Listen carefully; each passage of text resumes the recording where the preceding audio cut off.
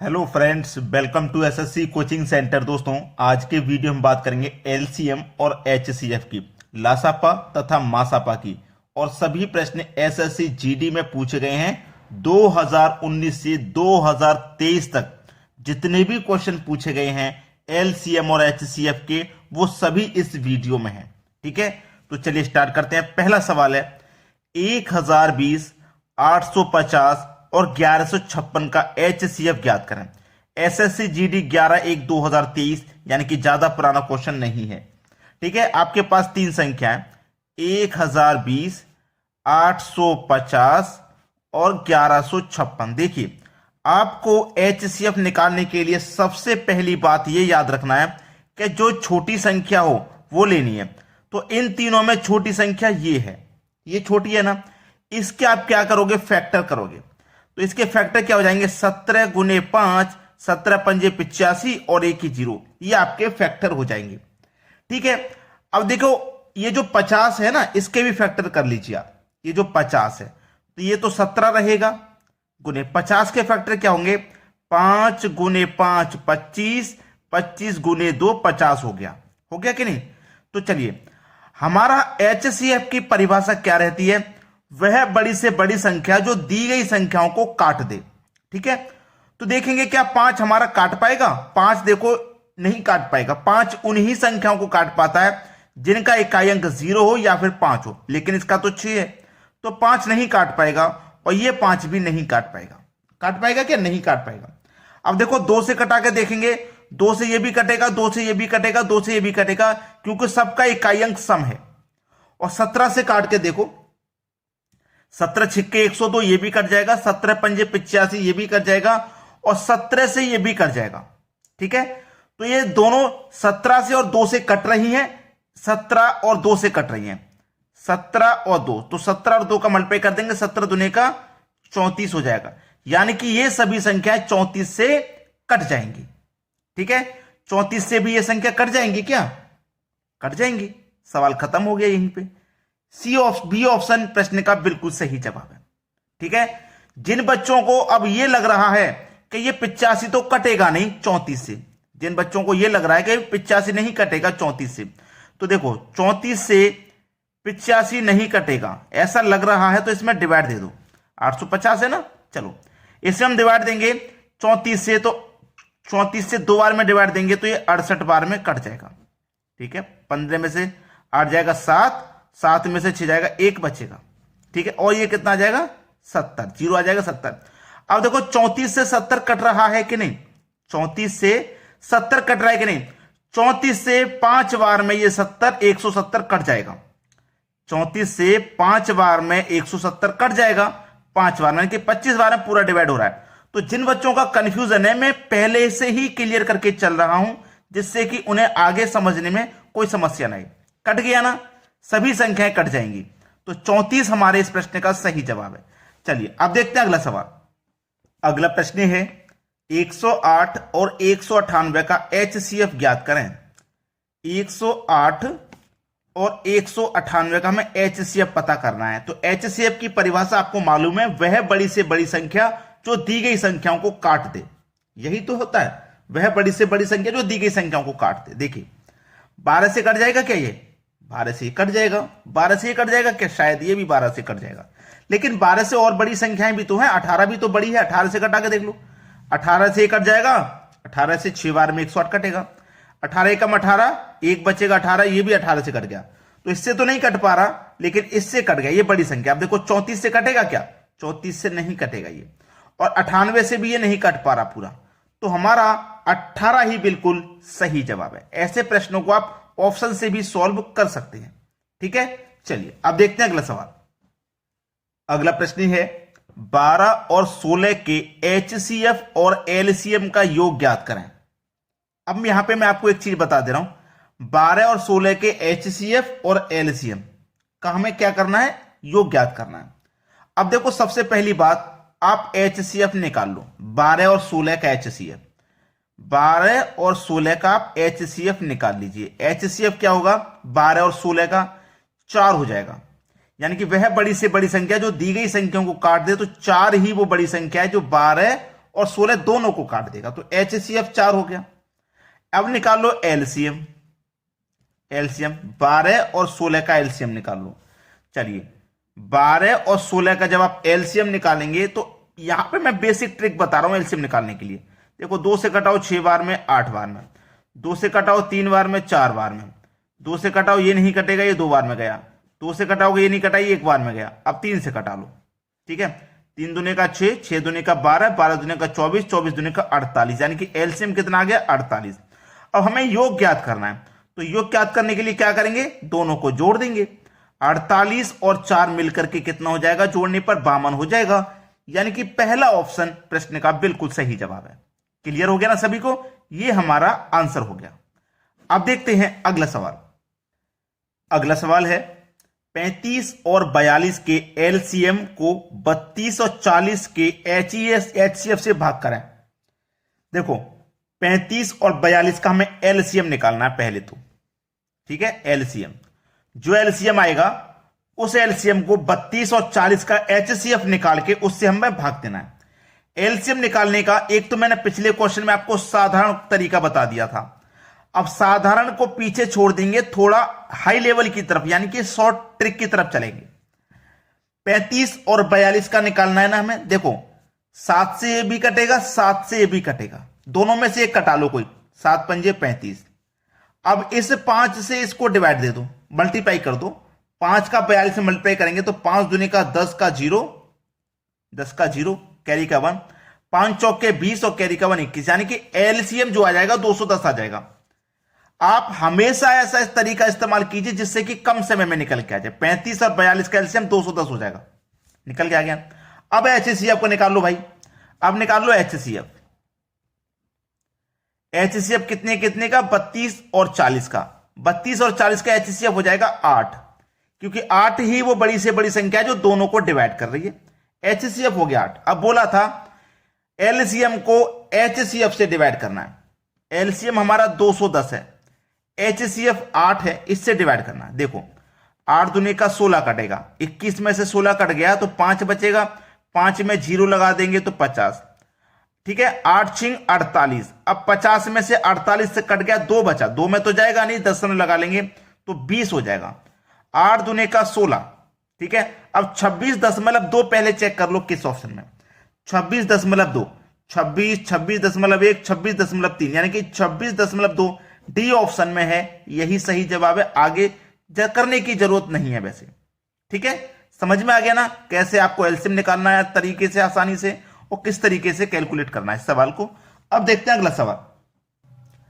अगला सवाल है 192 और 480 का एलसीएम x के 100 गुना से 60 अधिक है, x का मान क्या है। बहुत अच्छा सवाल। देखिए 192 और 480, ठीक है, ये दो संख्या है, इनका जो एलसीएम है वो x के 100 गुना से 60 अधिक है, तब x का मान क्या होगा। देखिए 192 और 480 किस संख्या से कट रहा है, किस संख्या से ये कट रहा है, ठीक है, वो देख लीजिए। अब यहां पे आपको कॉमन देख लेना है, मैं इसको थोड़ा डिफाइन करके बताना चाहता हूं आपको, ठीक है। थोड़ा सा मैं इसको डिफाइन करके बताना चाहता हूं, जैसे कि 192 मेरा कितने से कटेगा भाई, कितने से कटेगा, 16 से कटेगा क्या। देखो 16 एक कम 16, 3 बचेगा 32, 16 दूने का 32, कट गया कि नहीं कट गया। 16 एक कम 16, 16 दूने का 32, 16 त्रिका 48, 16 से कट गया। अब यहां पे इसको गहराई से बताने का मेरा मतलब क्या है, उसे ध्यान से देखने वाली बात है, ठीक है, उसको आप ध्यान से देखिए। देखो ध्यान से देखने का मतलब है कि यहां पे मैं इसको कटाऊंगा, ठीक है, यहां पे मैं इसे 12 से कटाऊंगा। देखो 12 कम 12 कट गया। अब 19 में से 12 कट गया, 7 बचेगा, 2 लगा देंगे 72, 12 छिंग 72, 12 से कटाया मैंने, 12 कम 12, 7 बचेगा 72, 12 छिंग 72, 16 बार में कटा। 12 से इसको कटाऊंगा, 12 चौके 48 और ये 0। अब देखो फिर से कटेगा, ये किसने से फिर से कटेगा। देखो फिर से कटाऊंगा, 8 दूने का 16, 8 चौके 32, 8 पंजे 40, 8 से 5 बार में कटा, फिर कटाना। अब देखो ऐसी संख्या आ गई जो नहीं कट रही, अब ऐसी संख्या आ गई जो नहीं कट रही। यहां से यहां तक पहुंचे थे सही, यहां तक भी कट गया, लेकिन अब ऐसी संख्या आ गई जो नहीं कट रही। तो पहले देखो किससे कटा था, 12 से कटा है, फिर बाद में किस संख्या से कटा है, 8 से कटा है। समझ में आई मेरी बात? पहले कितने से कटा था, 12 से कटा था, फिर कितने से कटा है, 8 से कटा है, 8 से ही तो कटा है, और 12 अट्ठे कितना हो गया, 96 हो गया। यानी कि 96 से ये संख्या पूरी कट रही है। ठीक है, 12 अट्ठे 96। अब हमसे उसने क्या पूछा, एलसीएम एक्स के 100 गुने से अधिक है, यानी कि 0 आ जाएगा लास्ट में ये वाला। ठीक है, 100 गुने से 60 अधिक है। चलिए मेरा एलसीएम कितना आ गया, 960 मेरा एलसीएम आ गया, बराबर एक्स के 100 गुने से, यानी कि एक्स का कितना, एक्स का 100 गुना, 60 अधिक है तो 60 जोड़ देंगे इसमें। ठीक है, अब देखो ये प्लस का 60 इधर आके माइनस का 60, तो 960 में से 60 माइनस हो जाएगा, 900 बचेगा, इंटू ये कितना रहेगा, 100 गुने एक्स। अब 2 जीरो से ये 2 जीरो कट गए, तो इधर क्या आया, 9, यानी कि एक्स का मान आपका कितना है, 9 है। डी ऑप्शन प्रश्न का बिल्कुल सही जवाब। ठीक है, मैं यहां पे 192 और 480 का एलसीएम आपको शॉर्ट ट्रिक से निकालना सिखा रहा हूं, जिससे कि बड़ी बड़ी संख्याओं का एलसीएम को आप बेसिक तरीके से ना निकालें, जिसमें अधिक समय जाता है। समझ में आ गया ना? चलिए अब देखते हैं अगला सवाल। अगला प्रश्न है, यह भी लेटेस्ट क्वेश्चन है, 10 जनवरी का 2023 का। 32 और 40 का एलसीएम एक्स के वर्ग से 9 कम के बराबर है, एक्स का धनात्मक मान ज्ञात करें। आपसे बोला है 32 और 40 का आप एलसीएम निकालो पहले। तो देखो 8 चौक 32, 8 पंजे 40, 8 से दोनों संख्या कट रही है ना, तो कोई एक कटा लो। 8 चौक 32, कोई एक कटाने के बाद उस संख्या को मल्टीप्लाई इससे कर दो। ठीक है, 4 चौक 16 और 1 0, यानी कि ये आपका एलसीएम आ गया 160। क्या आ गया, ये एलसीएम आ गया 160। अब 160 आ गया आपका एलसीएम, बराबर ये कितने के बराबर है, एक्स के वर्ग से 9 कम है। 9 कम है तो 9 घटा देंगे, इतना तो कंफर्म हो गया। अब देखो ये माइनस का 9 इधर आके प्लस का 9 हो जाएगा, तो 160 में 9 जोड़ देंगे, 169 बराबर एक्स स्क्वायर। अब ये स्क्वायर को यहां से हटाएंगे तो इधर आके स्क्वायर रूट लग जाएगा, 169 पे स्क्वायर रूट लग जाएगा, एक्स का स्क्वायर यहां से चला जाएगा, इधर केवल एक्स बचेगा। और 169 का स्क्वायर रूट कितना होता भाई, 13, यानी कि एक्स का मान आपका निकल के आ गया 13। डी ऑप्शन प्रश्न का बिल्कुल सही जवाब। सभी को समझ में आ गया ना? चलिए अब देखेंगे अगला सवाल। अगला प्रश्न है, दो संख्याओं का अनुपात 3:5 है, यदि इन संख्याओं का एलसीएम 240 है तो दो संख्याएं क्या हैं? देखो दो संख्याएं कोई, ये पहली संख्या हो गई, ये दूसरी संख्या हो गई, दोनों का अनुपात दिया गया 3:5। ठीक है, और उनका एलसीएम है 240। मैंने आपको पहले भी बताया है कि कोई ऐसा प्रश्न हो जिसमें योग दिया जाए तो आप अनुपात का योग करते हैं। अब एलसीएम दिया गया तो अनुपात का एलसीएम, तो 3 और 5 का एलसीएम कितना हो जाएगा, 3 पंजे 15 हो जाएगा, अनुपात का एलसीएम 15। तो इस एलसीएम में अनुपात के एलसीएम से डिवाइड कर दो। ठीक है, डिवाइड कर देंगे।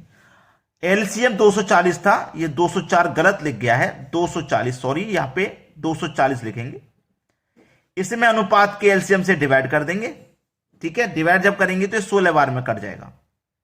दोनों संख्याएं क्या है, 16 का मल्टीप्लाई 3 से कर दो, 16 तिरका 48, 16 पंजे 80, यानी कि वो दोनों संख्याएं 80 और 48 हैं, यानी कि पहले 48 फिर 80, 48 और 80 हैं वो दोनों संख्याएं। सवाल खत्म हो गया। समझ में आ गया सभी को? चलिए अब देखेंगे अगला प्रश्न। अगला प्रश्न है, दो संख्याओं का अनुपात 4:5 है और उनका एचसीएफ 6 है, तो एलसीएम क्या होगा? दो संख्याएं, ये पहली संख्या हो गई, ये दूसरी संख्या हो गई, दोनों का अनुपात 4:5 है और एचसीएफ 6 है।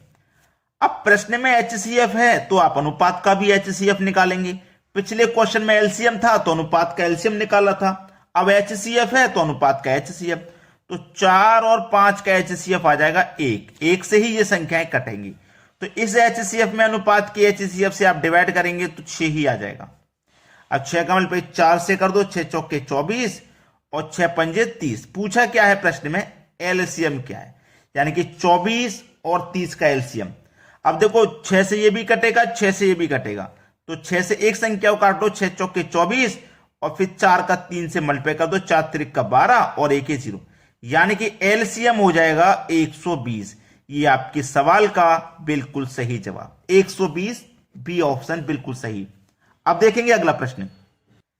अगला प्रश्न है, दो संख्याएं 2:3 के अनुपात में हैं, उनके एचसीएफ और एलसीएम क्रमशः 21 और 126 हैं, इन दोनों संख्याओं का कितना अंतर है? बहुत अच्छा सवाल, ऐसा सवाल कि आपको कंफ्यूज कर दे, लेकिन आंसर बहुत छोटा है। पहली संख्या और दूसरी संख्या दोनों 2:3 के अनुपात में, एचसीएफ एलसीएम 21 और 26 है। देखो एचसीएफ है आपका 21 और एलसीएम है आपका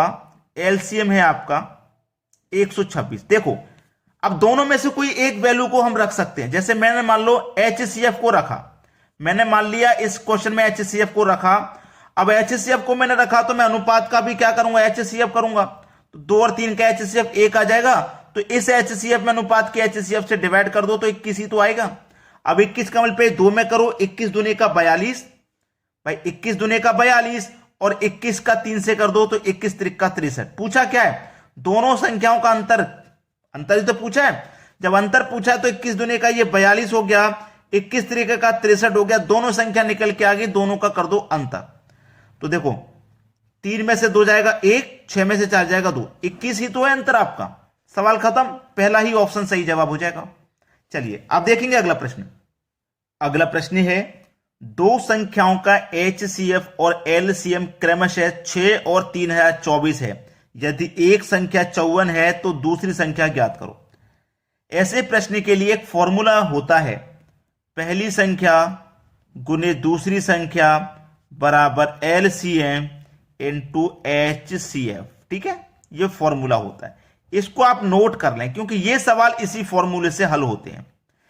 पहली संख्या, एक संख्या 54 है, मतलब पहली संख्या आपकी 54 है, दूसरी संख्या ज्ञात करनी है, दूसरी संख्या ज्ञात करनी है, ऐसी रहने दो। एलसीएम है आपका 3024, एचसीएफ है आपका 6। अब देखो कटाएंगे यहां पे, 6 से 54 9 बार में कटेगा, 9 से कटाऊंगा इसको, 9 त्रिक का 27, 3 बचेगा 32, 9 त्रिक का 27, 5 बचेगा 9, 54, 9 छिक्के 54, 336। यानी कि दूसरी संख्या कितनी निकल के आ गई भाई? 336। ये सवाल का आंसर हो गया आपका, ये आपके सवाल का आंसर हो गया भाई। सवाल यहीं पे खत्म कर देना है, क्लियर है? देखो 336 कहां पे? बी ऑप्शन में, बी ऑप्शन हो जाएगा सही जवाब। अब देखेंगे अगला क्वेश्चन। अगला क्वेश्चन है, यदि दो संख्याओं 456 और 240 का एचसीएफ 24 है तो दोनों संख्याओं का एलसीएम क्या है? देखो फिर से वही प्रश्न है, फिर से वही है, फॉर्मूला बेस, पहली संख्या गुने दूसरी संख्या बराबर एलसीएम इनटू एचसीएफ। फिर से वही फॉर्मूले पे आधारित सवाल है, तभी तो मैं कह रहा हूं इस फॉर्मूले को आप नोट कर लें, इस पे बहुत क्वेश्चन पूछता है। पहली संख्या देखो 456 है, गुने दूसरी संख्या 240 है, बराबर एलसीएम नहीं पता, एलसीएम हमको निकालना है, और एचसीएफ है हमारे पास 24 का। ठीक है, अब कटा लो, 24 से 24 कट गए एक बार में और एक 0। 10 का मल्टीप्लाई 456 से होगा तो 456, एक 0 आ जाएगा लास्ट में, इतना हो गया। तो हमारा एलसीएम बचा इधर, और इधर क्या बचा? 4560 हो गया, एलसीएम निकल के आ गया 4560, बी ऑप्शन सही जवाब। समझ में आ गया ना सभी को कितना इंपॉर्टेंट है ये फॉर्मूला, क्योंकि बहुत क्वेश्चन आता है इस पे। चलिए अब देखते हैं अगला सवाल। अगला प्रश्न है, उन संख्याओं का गुणनफल ज्ञात कीजिए जिनके एचसीएफ और एलसीएम क्रमशः 8 और 40 हैं। अच्छा सवाल है, फिर से देखिए उसी फॉर्मूले पे, पहली संख्या गुने दूसरी संख्या बराबर एलसीएम इनटू एचसीएफ। ठीक है, उसी फॉर्मूले पे है। देखो एचसीएफ 8 है, एलसीएम 40 है, और दोनों संख्याओं का गुणनफल ज्ञात कीजिए। इन दोनों का हमें गुणा पता करना है, पहली संख्या गुने दूसरी संख्या, दोनों का गुणा ही पता करना है। तो देखो 40 का 8 से मल्टीप्लाई कर देंगे, 8 चौक 32 और एक 0। ठीक है, तो पहली संख्या और दूसरी संख्या का गुना कितना निकल के आया है? 320 निकल के आया है। यानी कि पहला ऑप्शन प्रश्न का बिल्कुल सही जवाब, ये आपका आंसर हो गया। तो आप समझ चुके हैं कि ये फॉर्मूला कितना इंपॉर्टेंट है, इस पे कितना क्वेश्चन आता है। नोट कर लेना अभी तक जिसने नोट नहीं किया है। चलिए अब देखते हैं अगला सवाल। अगला सवाल है, प्राकृत संख्याओं का योग 140 होता है और उनका HCF और LCM क्रमशः 28 और 168 है। संख्याओं के बीच पूर्ण अंतर ज्ञात करो। देखो LCM क्या दिया गया? LCM दिया गया 168, ठीक है। और देखो HCF क्या दिया गया? HCF दिया गया है 28 का, यही तो है, ठीक है। उनके बीच का पूर्ण अंतर ज्ञात करें। मैं आपको एक चीज यहां बता देना चाहता हूं, देखो LCM में HCF से, याद रखना इस पॉइंट को, LCM में HCF से हमेशा भाग चला जाता है, हमेशा भाग चला जाता है। याद रखना इस पॉइंट को। 168 LCM है, HCF 28 है, इसमें भाग जाएगा। इस पॉइंट को बहुत बच्चे नहीं जानते अभी तक। अगर जानते होते तो सवाल गलत नहीं करते। याद रखना LCM में हमेशा HCF से भाग चला जाएगा। तो इसका मतलब HCF से भाग चला जाएगा 168 में, 28 से 168 में 6 बार भाग चला जाएगा। 6 बार भाग चला गया तो 6 के क्या कर लो? फैक्टर। 2 और 3 में 6 के फैक्टर हो जाएंगे। हो गए कि नहीं हो गए? जब 2 और 3 में 6 के फैक्टर आपके हो चुके हैं तो आपका HCF कितना था? 28 था ना। आपका HCF कितना था? 28। देखो पूछा क्या आपसे? अंतर ही तो पूछा है, अंतर ही तो पूछा है। अब देखो 2 और 3, यानी कि पहली संख्या आपकी 2 है, ये पहली संख्या हो गई, ये दूसरी संख्या हो गई, और दोनों का गुणा 3 हो गया, ठीक है। ये पहली संख्या हो गई, ये दूसरी संख्या हो गई। अब आपसे करना क्या है? दोनों का आप अंतर करेंगे, 1 आ जाएगा। 1 आ गया ना अंतर। चाहे मैं ये कहूं कि जब HCF आपके पास 28 है तो आप अनुपात का भी HCF करो, अनुपात का HCF करूंगा, 1 आ जाएगा। 1 से इसमें डिवाइड करूंगा HCF में तो 28 ही आ जाएगा। और फिर दोनों का अंतर पूछ रहा है ना, तो दोनों का अंतर कर लो अनुपात में। 2 और 3 का अंतर 1 आ जाएगा। 28 का मल्टीप्लाई 1 से कर दो तो आपका 28 ही रहेगा। यानी कि सी ऑप्शन प्रश्न का सही जवाब है। क्लियर हो गया ना सभी को प्रश्न? चलिए अब देखते हैं अगला सवाल। अगला प्रश्न है, 2 संख्याओं का LCM और HCF क्रमशः 420 और 6 है। यदि इन संख्याओं का योग 102 है तो दोनों संख्याओं का अंतर कितना होगा? बेहतरीन सवाल। अब भाई इतने सवाल कराने के बाद एक सवाल तो मैं आपको होमवर्क के लिए दे ही सकता हूं, जिससे कि आपकी प्रैक्टिस हो सके अच्छी से, ठीक है। तो ये सवाल आपके लिए होमवर्क है। और अभी तक वीडियो को लाइक नहीं किया है तो लाइक कर दीजिए, शेयर नहीं किया है तो शेयर कर दीजिए, ठीक है दोस्तों। धन्यवाद।